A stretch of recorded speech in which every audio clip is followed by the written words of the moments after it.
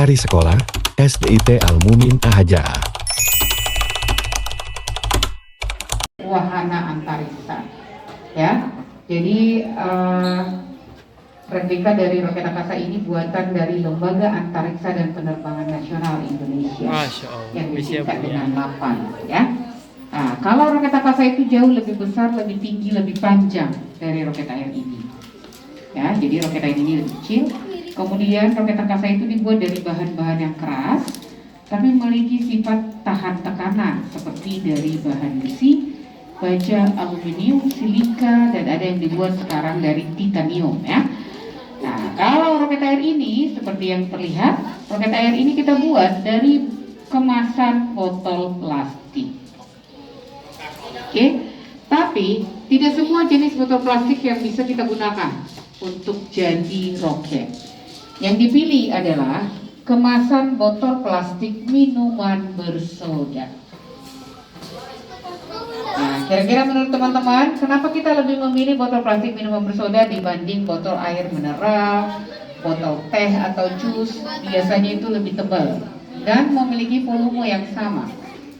Kira-kira kenapa? Ada yang bisa tebak nggak? Lebih tebal. Kenapa? Bentuknya kayak roket. Kalau disebut minuman bersoda, berarti dia mengandung apa? Bener. Ada gas di dalamnya, ya.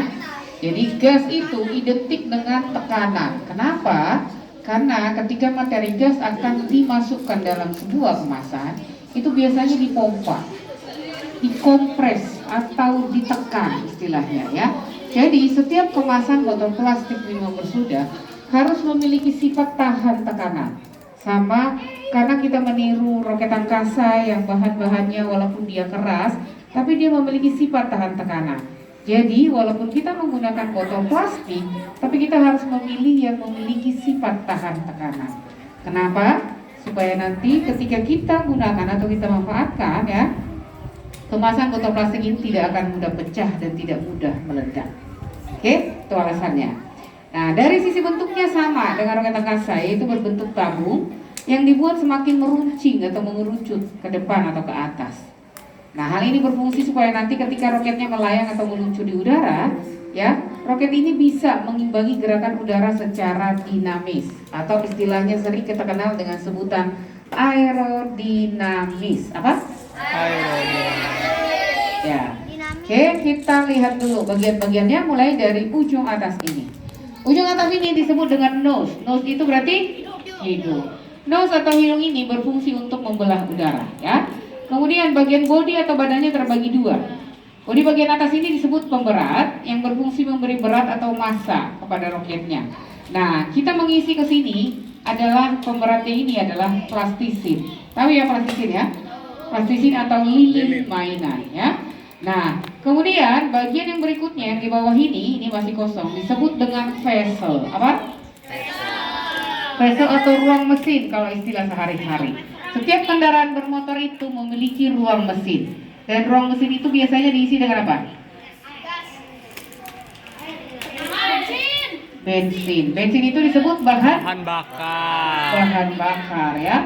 Jadi roket angkasa itu menggunakan bahan bakar. Ada yang tahu bahan bakar roket angkasa?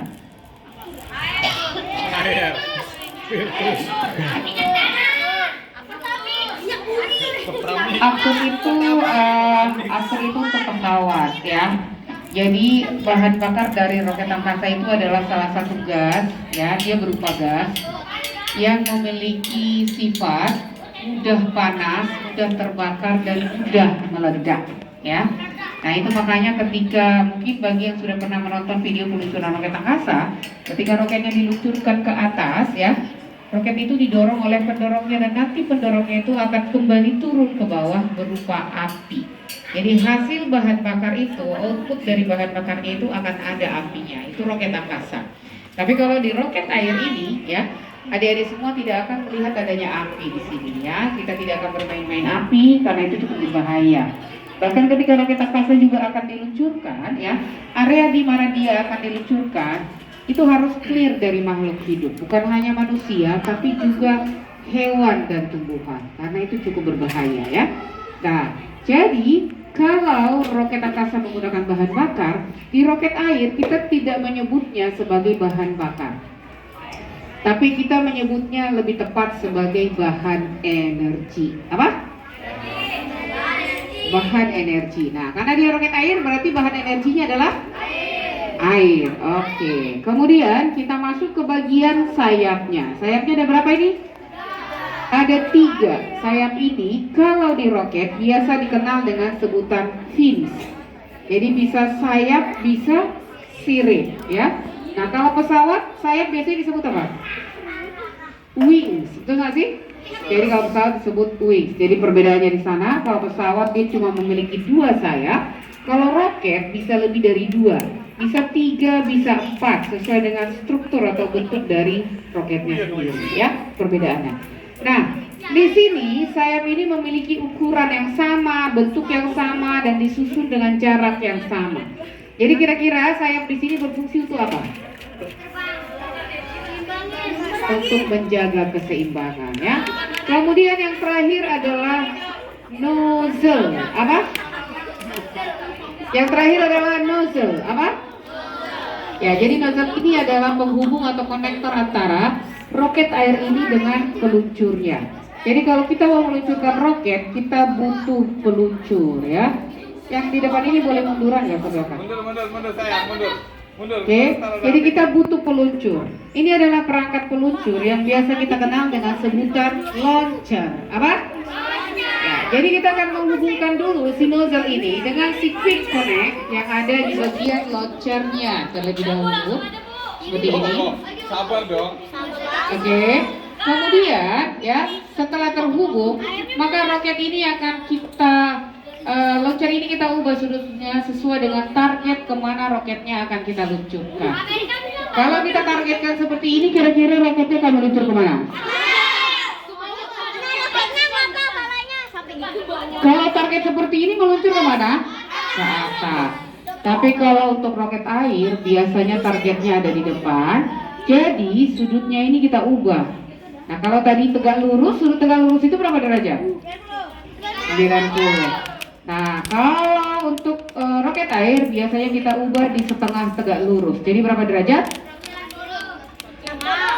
45 derajat. Nah, posisinya biasanya di 45 derajat, tapi untuk saat ini mungkin saya kurangi di 40-42 derajat. Seperti ini, ya. Oke, kemudian launcher ini juga dilengkapi dengan pompa. Pompa itu biasanya untuk mengisi angin atau udara, tapi di sini kita menyebutnya sebagai tekanan udara. Nah, karena tekanan udara itu ada ukurannya, ada kapasitasnya, jadi tidak bisa dipompa berlebihan. Kalau kamu mau pompa ban sepedamu berlebihan, kira-kira apa yang terjadi dengan bannya?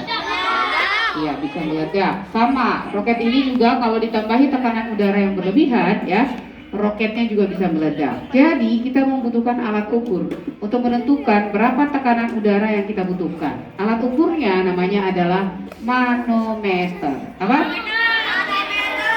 Manometer dengan satuan PSI. Dan yang terakhir adalah ini. Kalau di sepeda namanya apa ini? Apa? Stang atau rem. Tapi kalau di launcher namanya adalah trigger. Apa? Ya. Trigger ini adalah tombol pemicu yang akan kita tekan ketika akan meluncurkan roketnya. Oke, itu adalah bagian-bagian dari roket air dan launchernya. Kira-kira sudah cukup jelas atau ada yang mau ditanyakan? Sudah? Oke, kita akan meluncurkan roket yang pertama, ya. Dan roket yang pertama ini seperti yang terlihat, roket ini belum ada airnya.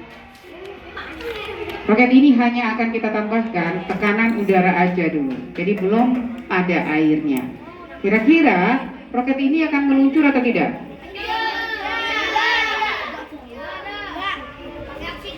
Meluncur atau tidak?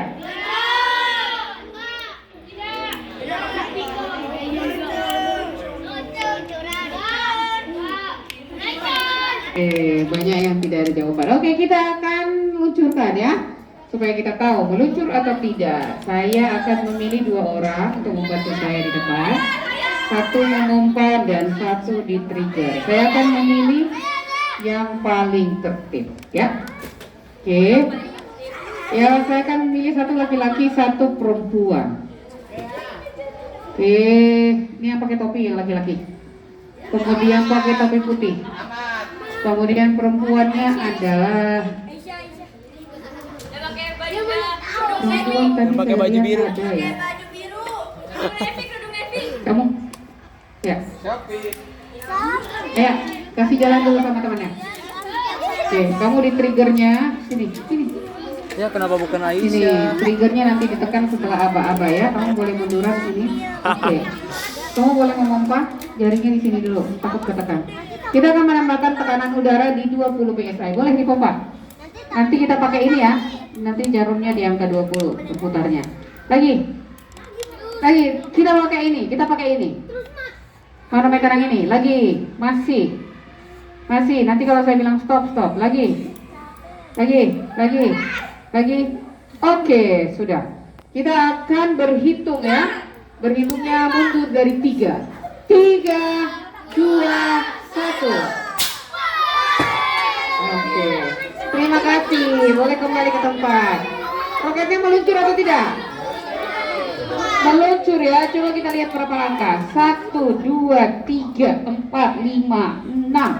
Ada 6 langkah. Ternyata dengan menambahkan tekanan udara aja, roketnya meluncur tapi tidak terlalu jauh. Sekarang roket yang kedua akan kita gunakan untuk mengisi air. Nah, kalau tadi dengan tekanan udara aja roketnya meluncur, berarti dengan menambahkan air roketnya pasti meluncur juga, betul atau tidak? Oke, kita akan menambahkan air sebanyak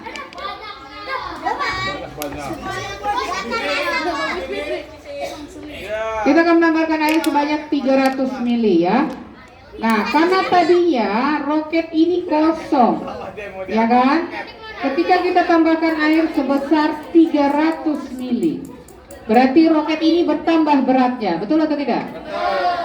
Karena roket ini sudah bertambah berat, kira-kira apakah roket ini akan meluncur lebih cepat atau lebih lambat? Lebih cepat atau lebih lambat? Dua-duanya. Memang kamu bisa berlari. Oh bisa ya. Kalau kamu punya banyak bawaan berat ya, berat, banyak lagi, kira-kira gerakanmu lebih cepat atau lebih lambat? Lebih cepat atau lebih lambat? Oke, berarti roket ini akan meluncur lebih lambat? Hah? Oke, ayo kita lihat apakah roket ini akan meluncur lebih cepat atau lebih lambat. Oke, saya akan memilih 2 orang lagi ya. Oke. Ya, kamu. Satu orang lagi perempuan kamu. Ya, kamu bisa melompat. Oke. Kamu di triggernya. Triggernya nanti ditekan setelah aba-aba ya. Sini dulu, munduran sini. Oke. Ya, boleh dipompa. Jadi perbedaannya dengan roket yang pertama tadi, cuma kita menambahkan air sebanyak 300 mili. Tekanannya sama di 20 psi. Lagi, semangat. Lagi, semangat. Lagi. Lagi. Lagi. Lagi. Lagi. Oke, cukup. Boleh mundur. Oke, kita hitung ya. Hitung. Sama-sama. 3, 2, 1. Wow!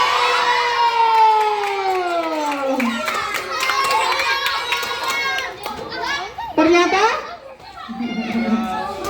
lebih cepat dan lebih jauh. Kenapa bisa begitu? Kenapa bisa begitu? Jadi kenapa roket yang kedua bisa meluncur lebih cepat dan lebih jauh? Karena ada airnya. Oke, jadi apa yang dilakukan air? Mendorong ya. Jadi prinsip kerja dari si roket ini adalah yang disebut dengan gaya dorong. Dan ternyata gaya dorong air itu jauh lebih besar dan lebih lama dibanding gaya dorong dari tekanan udara. Gaya dorong dari tekanan udara lebih singkat, itu makanya tadi dia lebih pendek atau lebih dekat. Gimana, seru nggak? Tadi yang kecipratan bagaimana rasanya? Hah? Nah itu kenapa kira-kira roket itu bisa meluncur ke depan tapi airnya ke belakang? Kenapa? Ada gasnya. Ada apa lagi? Campuran gas dengan air. Oke. Kamu pernah nggak mendengar istilah kalau kita melakukan suatu aksi maka akan menghasilkan apa? Reaksi. Reaksi. Jadi kalau ada aksi ada reaksi. Anak IPA saya. Nanti kalian akan belajar ya. Jadi walaupun kita bermain-main roket, tapi prinsipnya sebenarnya berdasarkan sains, yaitu namanya hukum Newton. Nanti akan belajar kalian di kelas 6. Ada kelas 6 nggak ini? Pembukaan biasanya di semester 2, tapi memang tidak terlalu dalam. Nanti lebih dalam lagi ketika kalian di SMP, SMA ya. Jadi hukum ketiga dari hukum Newton ini mengatakan bahwa ketika kita memberikan gaya pada suatu aksi akan menghasilkan reaksi yang sama besar tapi berlawanan arah. Jadi akan selalu berlawanan arah. Kalau roketnya ke atas berarti akan kemana? Ke bawah lagi pendorongnya. Oke, kita sudah meluncurkan roketnya. Kira-kira ada yang mau ditanyakan? Ya? Lagi? Kalian masih akan lama di sini? Oke? Dah. Nanti kalau ada yang mau lagi, ya kita menunggu kembali ke sini bersama orang tua dan saudara-saudaranya kalau memang tidak dari sekolah. Ini dari sekolah mana ini? Dari daerah Kelapa Gading. Tuh kan dekat kan? Berarti bisa lagi datang sini. Oke. Kalau tidak ada pertanyaan jadi saya tutup ya. Kalian masih bisa berkeliling mengeksplor galeri dari lantai dasar sampai lantai 3 bersama Kak Angga. Terima kasih semua, selamat bermain dan belajar di Indonesia Science Center. Sampai bertemu lagi. Bye bye.